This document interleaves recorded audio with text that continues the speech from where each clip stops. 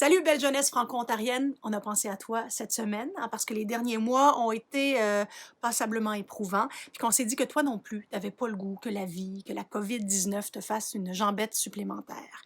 Alors, grâce à Vincent Poirier puis à Nadia Campbell, c'est-à-dire le 1/5 de la troupe Improtéine, on t'offre du courage en capsule pour toi, ô belle jeunesse franco-ontarienne. Allô Jade, ben oui, nous aujourd'hui, on voulait s'adresser spécifiquement aux jeunes franco-ontariens. Oui, on parle à toi, le jeune. Parce que tu l'as pas eu facile depuis un bout, hein? Puis là, on parle pas de ton dernier post sur Instagram qui a juste 8 likes, là, mais... Je veux dire... la petite main sur la hanche, le duck face puis la tête penchée. On n'est plus en 2016, là? Non, on parle de tout ce que tu as subi dernièrement. Tu t'en rends peut-être pas compte, mais la jeunesse franco-ontarienne, alors...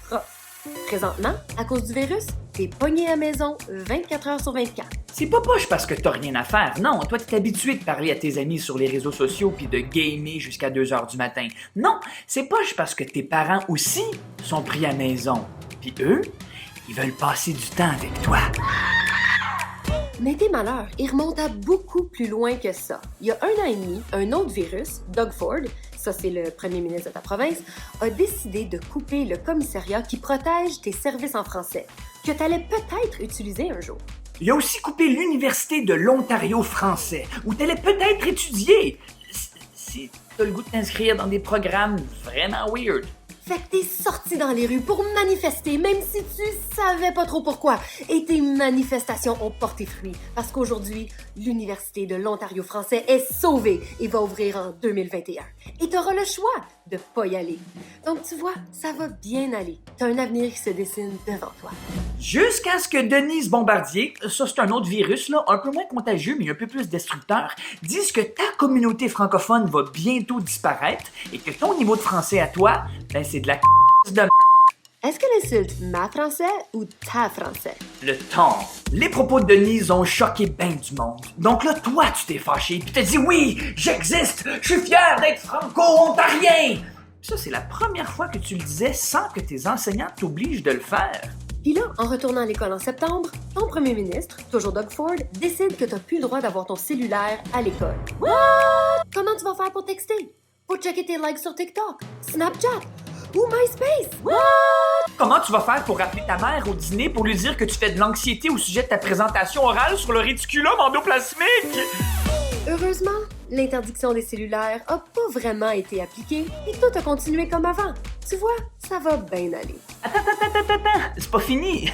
Doug Ford scrape aussi le système de l'éducation au grand complet. Donc là, tes enseignants font la grève, des fois avec des pancartes, mais surtout avec du zèle. Bon, là, personne ne sait vraiment comment ça marche une grève du zèle, là, mais chose certaine, toutes les activités que t'aimes à l'école sont annulées. Tournoi d'hockey, le festival quand ça nous chante, les spectacles du groupe Improtéine. Ça, c'est grave! Je veux dire, tout le monde sait que tu vas pas à l'école pour les cours, là. Tu y vas pour les clubs, les sorties, les activités. Mais tout ça, fini! Fini! Au moins, il te reste tes amis. Hashtag, ça va bien aller. Jusqu'à ce que le coronavirus s'en mêle. Bon, il a pas pris la vie de tes amis, mais il a quand même pris tes amis. Tu peux plus les voir. On ferme les écoles, les magasins, les cinémas, les restaurants. C'est comme si la vie était en grève du zèle. On n'avait pas vu ça depuis freaking jamais! Auto-isolement, distanciation sociale. Oh my god, ça va être long! Qu'est-ce que tu vas faire? Donc, tu commences à te lever à midi, tu écoutes des choses inutiles sur YouTube, tu fais des vidéos inutiles sur TikTok, tu passes beaucoup trop de temps sur Netflix, sur ton PS4 et sur le bol de toilette, tu prends une douche 1 jour sur 10. Donc, finalement, ta vie normale, c'était pas mal déjà du confinement. Donc, t'es habitué? Mais pas tes parents. Eux, ils te font faire du ménage. Ça faisait 4 ans que t'avais pas vu le plancher de ta chambre. Ah ben gadon, ton tapis est bleu! Ils veulent te parler, ils veulent prendre des marches, ils veulent faire des casse-têtes de 12 000 morceaux. Oh my god, ça va être long. Malgré tout ça, il y a quand même des petites victoires. T'as recommencé à dessiner, T'as commencé à cuisiner, puis à date, personne n'est mort d'empoisonnement. t'es pas obligé de sortir, donc tu saliras pas tes nouveaux shoes dans la boîte du printemps. T'es pas obligé d'aller au restaurant pour essayer le Soya Sauce Challenge. Et si tu te réveilles avec un gros bouton, personne va le voir. Et ta plus grande victoire, c'est que t'as même réussi à ne pas voir tes amis. Et ça nous impressionne. Parce que c'est ça l'adolescence. C'est faire face à des défis. C'est ça qui nous permet de se construire comme personne et de faire énormément de mauvais choix. Puis chaque génération a eu sa grande lutte.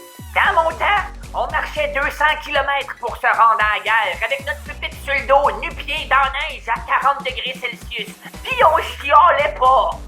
Ben dis-toi que le coronavirus, ça va être ton 200 km pour te rendre à la guerre avec ton pupitre sur le dos.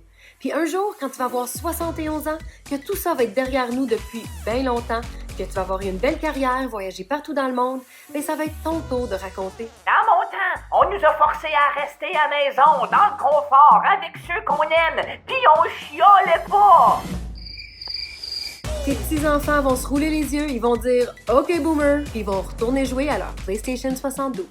Donc faites-nous confiance. Ça va bien aller.